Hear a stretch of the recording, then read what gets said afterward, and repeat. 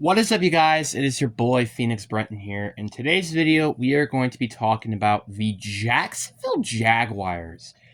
This one is a very interesting one at that. I think the Jacksonville Jaguars are one of the more interesting teams to talk about. I think this is probably going to be the most interesting team to talk about out of every team I'm doing the third time around in the divisions, maybe outside of the Jets.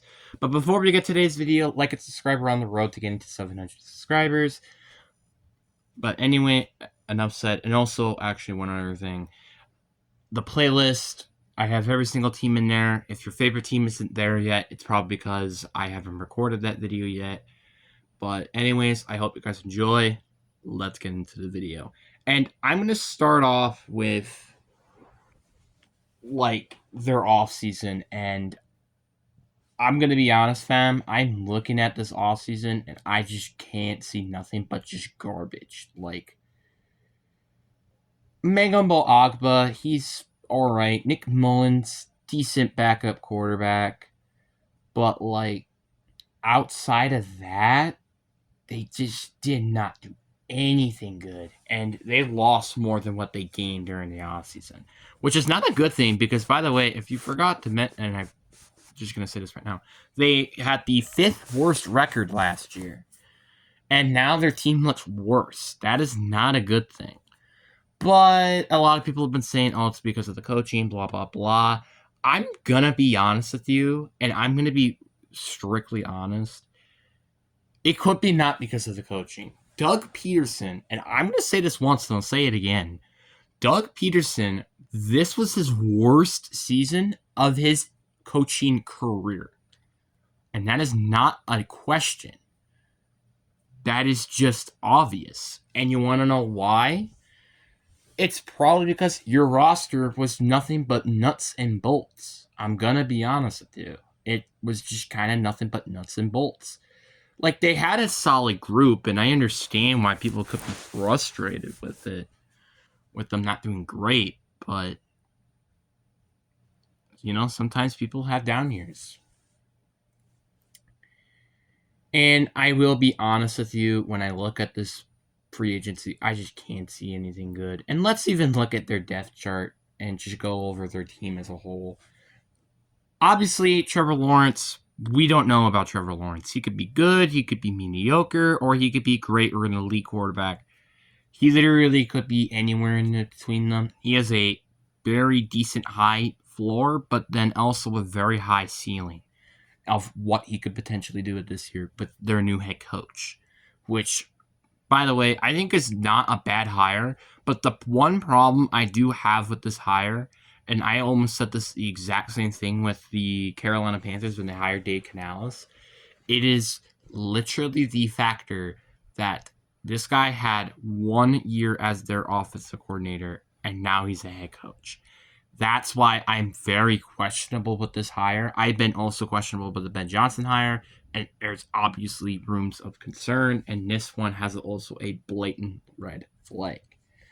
The running back room is very solid with Tank Gigsby and Travis Etienne. I think that's probably the best running back room right now in this division, and probably one of the best in the league right now. I will be honest with that. And Brian Thomas Jr. is a very good wide receiver who I wouldn't be surprised does end up better this year. And outside of that, the receiving core is mediocre at best. And I'm going to talk about that a little bit later. Then you have Brenton Strange, which is also going to be very interesting to see how he played. He did have a decent season last year. So I'm very curious to see what he does, especially when he had 40 receptions, 441 yards, and 2 touchdowns. So he wasn't doing particularly that bad. So I'm very interested to see how he might play. The offensive line is also very interesting and questionable. It's not good at all. And then let's look at their defense. Their defense is just kind of abysmal outside of Josh Allen and Trayvon Walker and Fuzi Luque, Devin Lloyd, and Tyson Campbell. It is pretty questionable, I will be honest. this is what. So I like your front seven with players like, again, Devin Lloyd, Fuzion Khan, Eric Armstead, Trayvon Walker, and Josh Hines Allen. They have a very solid front seven. It's their secondary that kind of can be a little concerning, if I'm going to be honest. Like, your safeties are very questionable with not having Andre Sisco anymore, which I didn't even realize he wasn't even there anymore. And your corner room is pretty mediocre as well. Like, Jaron Jones, who the frick is this guy? Like, he apparently played last year. I had no idea who he is. Must have been like a rookie last year. Then you have Titus Campbell, who I know is a very good corner, and then Jordan Lewis. Obviously, they also have Travis Hunter, who might come in every other snap, but I just kind of doubt that he may end up being a big asset, and especially when he's probably going to play more wide receiver. And speaking of which, you've probably been surprised I haven't talked about Travis Hunter that much this video, haven't I? Because I think he's a bust. I'm going to be honest with you guys. I think he's a bust. People keep saying, oh, this is a generational talent. Oh, he could play two positions at once. I'm getting Darius Hayward Bay vibes with this player. He was a top 10 player. He was a wide receiver, and he just ended up being a bust. And I'm just getting this exact same thing with Travis Hunter. I'm going to be honest with you.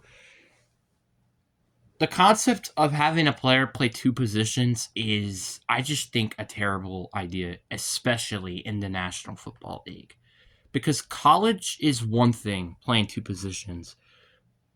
Playing the NFL two positions, I think, is a terrible, terrible idea. And I'm going to be honest, I don't expect Travis Hunter to be a big player. I think he's probably going to be one of those players that are just going to struggle at both positions. I am going to be honest with that.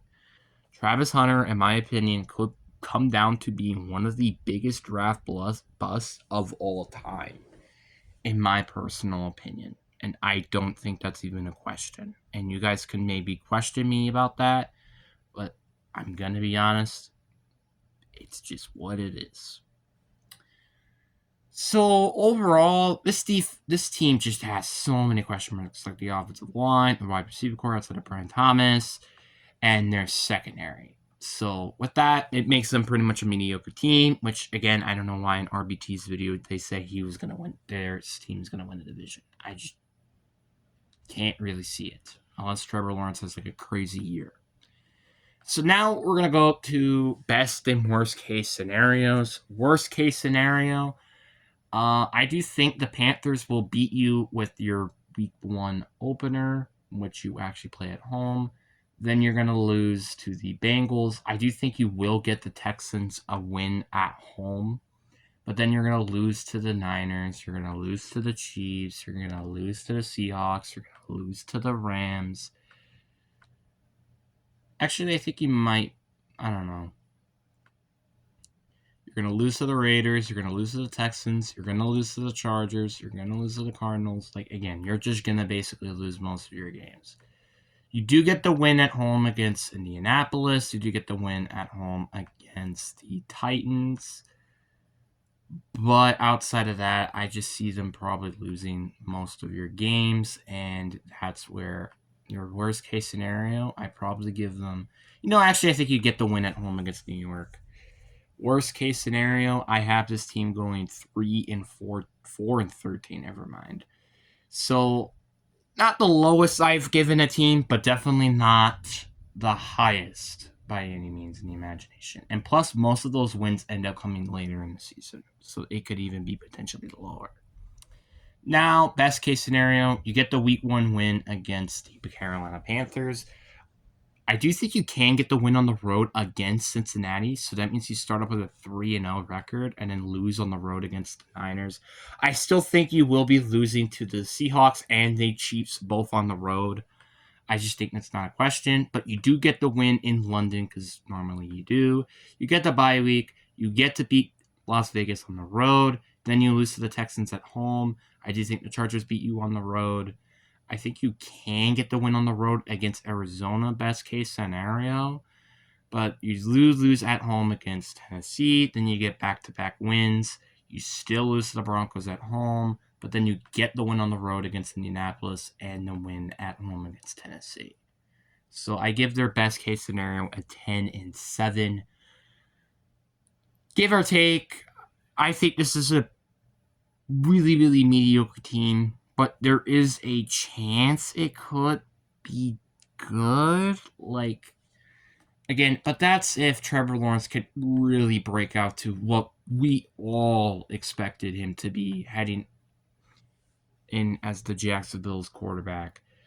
But just their offensive line, their secondary, their wide receiving core, to be honest, is so questionable. And I just cannot see this team probably get more than I can't see this team getting more than 9 wins this year. I'm probably going to be honest with you. And the AFC South, I don't think is a division you should scoff at. Yeah, obviously it's not a great division. Again, the Titans just had the number 1 overall pick last year, but the Titans with a rookie quarterback is always super questionable. The Colts is very good if it weren't for their quarterback situation. The Jaguars are also a very middle of the pack team, and then Houston are a playoff contending team. So that is what I have to say. I really do hope you guys enjoyed this video. Peace.